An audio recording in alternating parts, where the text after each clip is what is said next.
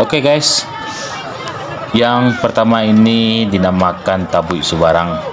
Dapat kita lihat begitu kompak seluruh anak nagari dalam mengangkat serta membawa tabui ini ke bibir pantai, yang mana tabui ini akan dibuang bersamaan dengan tabui pasar.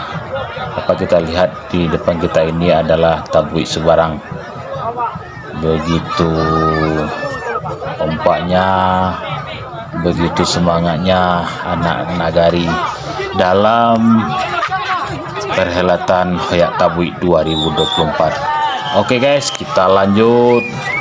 Kita akan menyaksikan begitu ramainya seluruh pengunjung dalam pesta Hoyak Tabui Piaman 2024.